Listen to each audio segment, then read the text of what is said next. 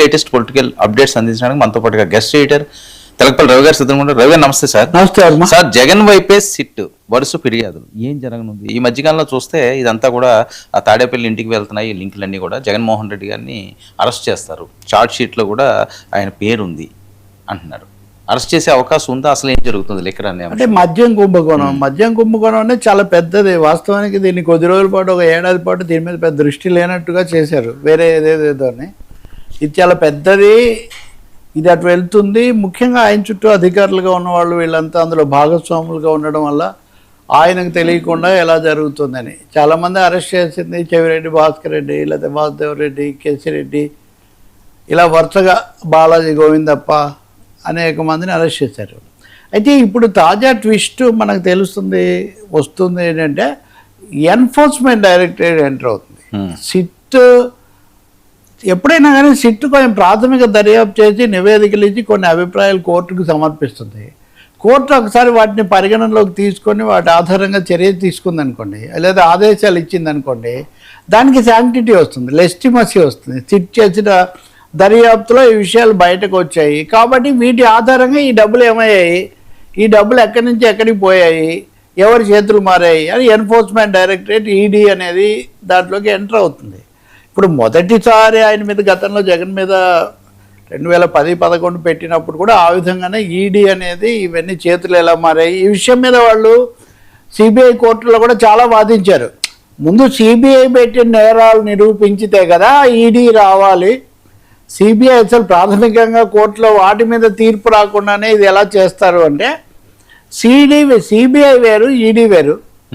ఇంత డబ్బు లావాదేవీలు జరిగాయి, ట్రాన్సాక్షన్స్ జరిగాయి, చేతులు మారాయి అనే కనుక నివేదిక ఉంటే ఆ డబ్బు ఎక్కడి నుంచి వచ్చింది, ఎలా చేతులు మారిందని విచారించేటటువంటి అధికారం, హక్కు వీళ్ళకు పరిధి ఎన్ఫోర్స్మెంట్ డైరెక్టరేట్కి ఉన్నాయని గతంలో కోర్టు తీర్పు చెప్పింది.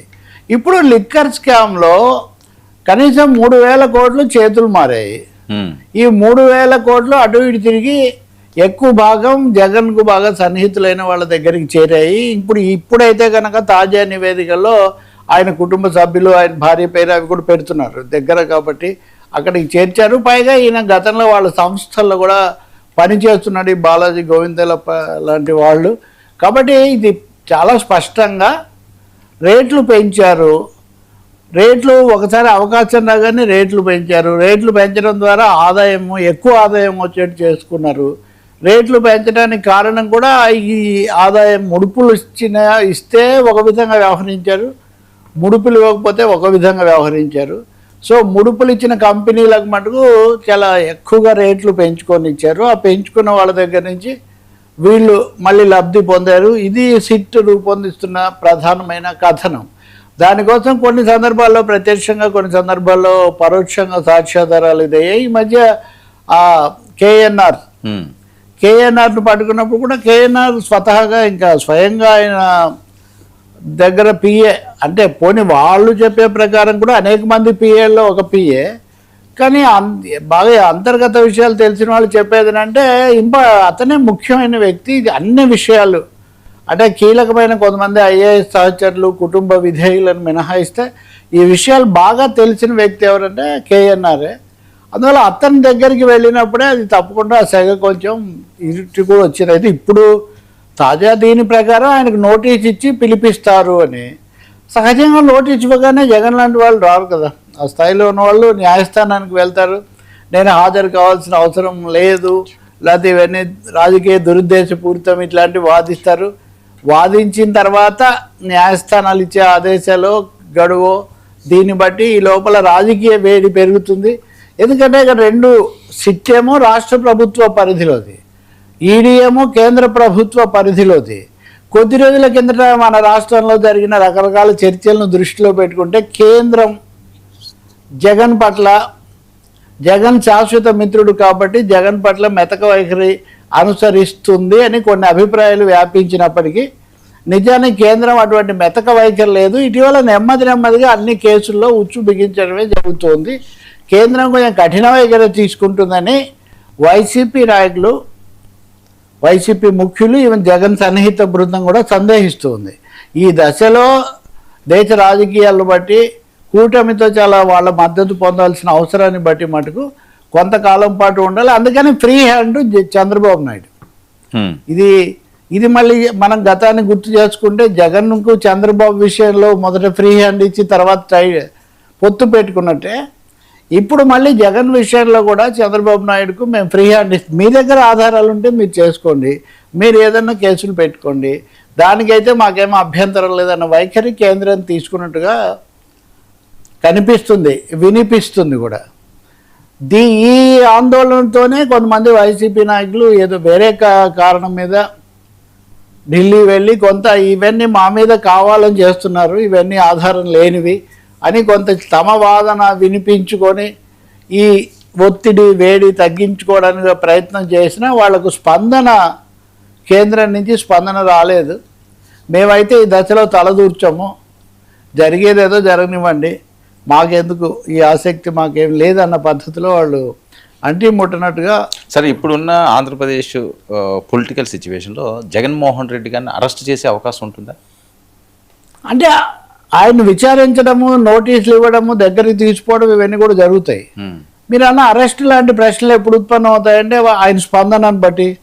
ఇప్పుడు ఉదాహరణకు నిన్న నేను చెప్పా కదా, పేరుని నాని మంచి అరెస్ట్ చేసుకోండి, గొడ్డలి పార్టీ, రోజు గొడ్డలి పార్టీ అంతకుముందు దగ్గర నుంచి ఇప్పుడు గొడ్డలి పార్టీ అనేది వచ్చింది చూసారా, ఈ గొడ్డలి థీరీ అంతకంతకు పెరుగుతుంది. ఆఖరికి నిన్న చంద్రబాబు నాయుడు గారు డిఎస్సి సమస్యకు కూడా గొడ్డలే, డిఎస్సి గొడ్డలితో అక్కడ చంపేసి మా చేతిలో పెట్టినట్టే ఇప్పుడు డిఎస్సిలో కూడా వాళ్ళు ఏదో మన చేతిలో అనవసరంగా గొడ్డలు పెడుతున్నారు. సో గొడ్డలి మీ చేతిలో ఉంది కదా అరెస్ట్ చేయండి అని నాని అంటున్నారు, గొడ్డలు మా చేతుల్లో పెడుతున్నారు, తప్పు మీరు చేసి అని చంద్రబాబు అంటున్నారు. కాబట్టి ఖచ్చితంగా పరాకాష్ఠకు చేరాయి, వైరాలు పరాకాష్ఠకు చేరాయి. స్థానిక సంస్థల ఎన్నికలు వీటికంటే ముందు చర్య తీసుకుంటారా? ఇంకోటి అంటే ఒకటైతే నిజం, జగన్మోహన్ రెడ్డి దాదాపు ఆ 16 నెలలు లోపల ఉన్న కాలం మినహాయిస్తే మిగిలిన అన్ని కాలాలు లీగల్గా ప్రొటెక్షన్ తీసుకోవడము, కోర్టులు, కేసులు, రాజకీయ సంబంధాలు ఇవన్నీ నెరుపుతూ వస్తున్నారు. మరి ఈ సమయంలో వాళ్ళ రాజకీయ అంచనా ఏంటి? ఇప్పుడు ఇప్పటివరకు అరెస్ట్ అయిన వాళ్ళందరూ గెలుస్తూ వచ్చారు జగన్మోహన్ రెడ్డితో సహా. అరెస్ట్ అయితే జైలుకు పోతే ముఖ్యమంత్రి అవుతారన్న ఒక సిద్ధాంతం ఒకటి ఉంది. ఇలాంటి విషయాల్లో కూటమిలో కూడా రకరకాల అంచనాలు ఉన్నాయి. మీరు అందుకే వింటే చాలాసార్లు మేముగా ఏమి చేయము, చట్టం తన పని తాను చేసిపోతుంది ఈ విధంగా చెప్పడం తప్ప, మొదట్లో అన్నారు వీళ్ళందరికీ తొందరలోనే ఇది అవుతుంది అదవుతుంది అన్నారు, కానీ ఇప్పుడు సానుభూతి వస్తుందేమో ఇలాంటి లెక్కలు కూడా కొన్ని వీళ్ళలో వీళ్ళు వేసుకుంటున్నారు. బీజేపీ ఈడీ ఎంట్రీ అంటారా? ఈడీ సెంట్రల్ కవితలాగే. కాబట్టి రకరకాల ఇవి నడుస్తున్నాయి. అది కాకుండా లిక్కర్ స్కామ్కు తమిళనాడులో, నేను మీకు కొత్త విషయం చెప్తున్నా, తమిళనాడులో కూడా ఆధారాలు ఉన్నాయి, దీనికి లింకులు ఉన్నాయి. తమిళనాడులో కూడా విజయ్ ప్రభుత్వం రావడానికి కొంచెం ముందు వచ్చిన కొత్త విధానం, వీటన్నిటిలో కూడా ఆంధ్రప్రదేశ్ మోడలు, ఆంధ్రప్రదేశ్లో చేసిన వాళ్ళు వీళ్ళంతా ఏమైపోవాలి? ఇప్పుడు మీకు పెద్ద వ్యాపారం ఉందని మీరు పెద్ద పెద్ద గోడౌన్లు నిర్మించుకొని పెద్ద పెద్ద బోల్డ్ వాహనాలు కొనుక్కొని ఒక భారీ సైన్యం సామ్రాజ్యం మీరు ఏర్పాటు చేసుకున్నారు. అది అయిన తర్వాత మీ వ్యాపారం ఒకసారిగా ఆగిపోయింది. ఇవన్నీ ఏం చేయాలి మీరు? ఖచ్చితంగా వీళ్ళందరికీ తమిళనాడుతో, తిరుపతితో, లేకపోతే ఆంధ్రప్రదేశ్తో దగ్గర హైదరాబాద్తో కూడా మాటకు వస్తే తెలంగాణతో కూడా. కాబట్టి ఇక్కడ గుర్తించాల్సింది ఏంటంటే ఇది ఒక జాతీయ స్థాయిలో లిక్కర్ అన్నదాన్ని బీజేపీ ఢిల్లీలో అరవింద్ కేజ్రీవాల్ ప్రభుత్వంతో మొదలుపెట్టి దేశం నెక్స్ట్ తమిళనాడు మీద జరిగింది. సెంధిల్ బాలాజీని అరెస్ట్ చేసినప్పుడు కానీ ఇలాంటివన్నీ అయినప్పుడు కూడా లిక్కర్ స్కామ్ అనేది దేశమంతా పరుచుకుంది. దీని మీద మేము ఫోకస్ పెడితే మాకు చాలా ఉపయోగమన్న అంచనా ఈడీకి గతంలో ఉంది. మరి ఇప్పుడు అవన్నీ బయటికి తీసి ఆ లింకులు ఎస్టాబ్లిష్ చేస్తారా? మొన్ననే మనం ఇసుక కుంభకోణం అనేది వచ్చినప్పుడు కూడా హైదరాబాద్లో వాళ్ళని అరెస్ట్ చేసి తీసుకుపోవడం, అలాగే ఇప్పుడు ఆయన హైదరాబాద్లో 1000 కోట్ల భూ కుంభకోణం జరిగింది అని చెప్పి ఆయన పేరు ఏదో ఉంది కదా, రోజు ఆయన పేరు వింటున్నాం, మాజీ శాసనసభ్యుడు, అదొకటి నడుస్తూ ఉంది. ఆయన పట్టుకోవడం కోసం పల్నాడుకు తెలంగాణ పోలీసులు పోయారు. ఆంధ్ర పోలీసులు హైదరాబాద్ వచ్చారా లేదా చాలా చర్చ జరిగింది, కానీ ఒక కేసులో తెలంగాణ పోలీసులు అధికారికంగానే నర్సరావుపేట దగ్గరికి పల్నాడుకి వెళ్ళారు ఆయన అరెస్ట్ చేయడానికి. కాబట్టి ఒకటి కాదు, ఒక లింక్ చాలా వరుస కేసులు వాటన్నిటి మధ్యలో ఇవన్నీ ఎక్కడికి దారి తీస్తాయంటే బహుశా జగన్మోహన్ రెడ్డిని అరెస్ట్ చేయటం, జగన్మోహన్ రెడ్డిని విచారించడం, బోన్ ఎక్కించడం అంటారు చూడండి, ఆ దిశలో మటుకు కూటమి ప్రభుత్వం పావులు కదుపుతూ ఉంది. ఈడీ కూడా ఇప్పుడు తోడైతే అది ఇంకా కొంచెం వాళ్లకు ఊపు వస్తుంది.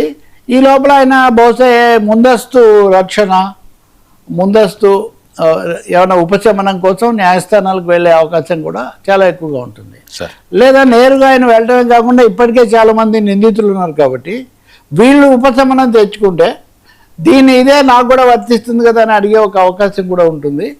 దీంట్లో వాళ్లకు రాజకీయ పరంగా, కుటుంబ పరంగా తీవ్రమైన విషయం ఏంటంటే ఈసారి వాళ్ళు మాజీ ముఖ్యమంత్రి భార్య పేరు కూడా ఈ కేసు వీటన్నిటిలో వాళ్ళు తీసుకొని రావడం అనేది మనం గమనిస్తాం. అదే జరిగితే అది ఇంకా చాలా భారతిరెడ్డి పేరు తీసుకొని రావడం, ఆమెకు కూడా ఇందులో భాగం ఉందన్న ఆరోపణ రావటం, అది ఎక్కడి దారితీస్తుంది మనం చూడాలి. ఇవన్నీ వేడి షీట్లు వేశారా భారతీయ పేరు వేశారు అని నివేదికలు. ఓకే, అంటే ఈ బాలాజీ గోవిందప్ప లేకపోతే ఉన్నారు కదా, వీళ్ళు వెళ్ళి అప్పగించారు అని ఒక కథనం. ఈరోజు తెలుగులో ప్రముఖ పత్రికల్లో ఈ కథనాన్ని ఇచ్చారు. మీకు కావాలంటే వీళ్ళు వినిపిస్తాను నేను. అదే ఆ పేరు కూడా వాళ్ళు వేస్తున్నారు. జగన్కు ఈడీ నోటీసులు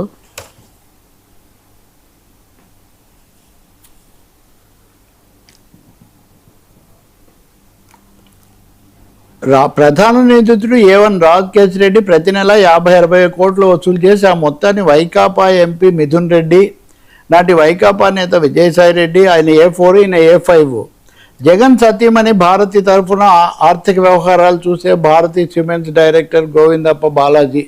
అంటే ఈయన గోవిందప్ప బాలాజీ జగన్ సతీమణి తరఫున ఆర్థిక వ్యవహారాలు చూస్తున్నారు అన్నప్పుడు అక్కడికే కదా ఆమె తరఫున, కాబట్టి ఆమెకి చేరినట్టుగా ఆయనేమి స్వయంగా కాదు. అందుకని ఈ విషయాలు ఈరోజు పత్రికలో రాశారు.